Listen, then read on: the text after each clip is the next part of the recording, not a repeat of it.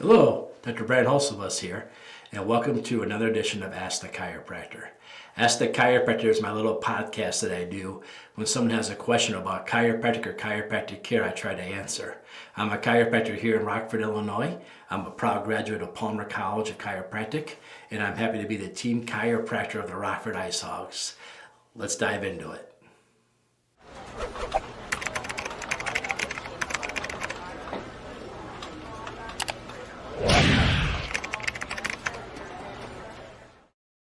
Hi, so this is a question we get asked all the time. Hey, when I'm moving my neck around or I just twist my lower back, I'm hearing pops and snaps and cracks. Am I like destroying my back? Am I self-adjusting myself? Am I making myself better or worse? What's really happening when I move myself and I hear noises in my spine? Let me answer this the best way I know how to answer this. Basically, when you're doing those things and you're hearing those noises, first of all, let me back a step up. If you're grabbing a hold of a chair and twisting yourself and making yourself make noises, yes, you're hurting yourself. Yes, you're making yourself worse. If you're grabbing your chin and turning your head to make it pop, you're making yourself worse. When someone comes in here and said, hey, I haven't seen you like in 2 months, I've been able to get it myself, but now I think I got one that I can't get, I really need your help. Yeah, you really need my help because you've gotten that one so messed up by trying to do it yourself, right? That you need a lot of care now. Trying to avoid coming in, you need a lot of care. Why does this happen when you do it yourself? Well, what happens is when you're subluxated, again, that's when one or two bones are misaligned, creating stress and affecting the nerves and where they go and how they respond. They lock up. When your body has a stress to these two vertebrae, they're going to lock up and they're going to freeze. What your body's doing is saving those vertebrae from more injury, allowing you to mess them up worse. So if you do something chemically, physically, or emotionally to induce stress into your system, you can make two vertebrae lock up and create what we call a subluxation. The chiropractor's job is to feel up and down your spine by using tools like examinations and x-rays to find these two that are misaligned and make them move again. So when you get a chiropractic adjustment, if you looked at an x-ray before and immediately after, you would be gravely disappointed. You would be so upset because the x-ray won't look any different. It feels like it looked different, but it really won't. All we're doing is freeing it up so that way in time it can learn how to behave better and not get so fixated. A lot of times if you've had a problem in your spine, a subluxation in your spine for a long time, the bones start to change their shape. It's called Wolff's Law, wolf like the animal. And what happens is the bone will change its shape to deal with the stress you've put on it. And it's almost impossible to bring it back. But we can maintain you, keep you strong, and keep it from getting worse, and keep the arthritis away. So I'm not trying to say it's doom and gloom. I'm just saying it's hard to bring it back. And what happens is when these two lock up and they stop moving and you grab a chair and you try to force yourself to turn, what you're doing is you're making the ones above and below move even more because you can't get the right angle, the right correction. Trust me, I wish I could adjust my own neck. You know how many times on a Sunday afternoon I have a little bit of a headache and I said, man, I wish I could do this to myself. I know exactly what to do and everything, but I have to wait until I see Dr. Hayes or Dr. Dace or Dr. Sam on Monday to get my help. Unless I'm at my dad's house, right? That's one nice thing about having so many chiropractors in the family.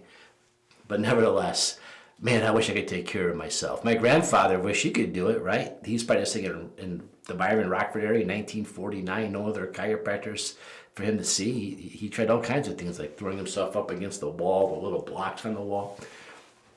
So if I can't figure out how to do it to myself, trust me, you can't either.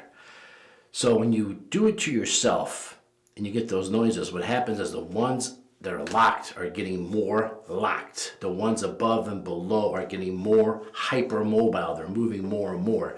And you're forcing them past a point to where they make an audible noise. And the noise creates an endorphin release. And the endorphin release feels better. And so you think, I got it. I feel better. I remind you all the time, eating ice cream would make you feel better, doesn't make you better, okay? So when you do this, you cause the ones above and below to move even more, and the ones in the middle get more and more locked up. And then when you've been doing this for 3 months and you come to see me and you're like, I can't get this one, can you get it? And I'm looking at him, I tried to get it, oh, you just can't get it, you're so close. I'm like, no, you've got this so locked up, so jammed up. It's going to take 4 or 5 visits to get over this because of how bad you've got this locked. And not only that, but now the hypermobile ones above and below, they're creating more stress, more resistance on the one that's stuck. So not only did you get the ones more stuck, but by making the ones above and below more loose, you made the chiropractor's job so much more challenging. So this is a bad thing to do. Same with the neck, same story. And we get it all the time. I can tell you the people who come in, they tell me they don't do it, but we know they do it. Like your dentist knows if you floss or not. We know darn well if you're trying to do this to yourself. We can just feel the difference in your spine. But let's talk about now what the question was. When I move my head and neck around like that, I hear a crack or a pop. Is this a good thing or a bad thing? The answer is yes. This is a good thing and a bad thing. It's a good thing and a bad thing because typically what's happening, I'll talk about the neck first. Maybe you've got one in between your shoulders that's misaligned that you don't really feel. The shoulders from your muscles, from your shoulders come up into your neck. And as they come up to your neck, they attach to different vertebrae. So part of this equation is locked and fixated. It starts to mimic a fixation somewhere else. And those bones try to get stuck. So let's say my T4 is misaligned between my shoulder blades.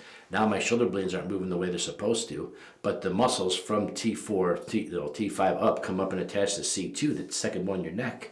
Now that C2 is getting a little stuck because that one muscle doesn't want to move a certain way. Then you move that way on your own, and then it frees up. That's good because you're able to free it up, but it's bad because something else is pulling on it, leaving you the opportunity to turn and free it up on your own.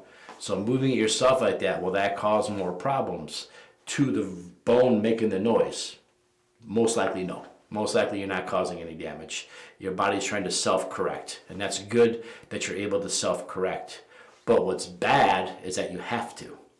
What's bad is that the lower one is pulling on that, creating this problem.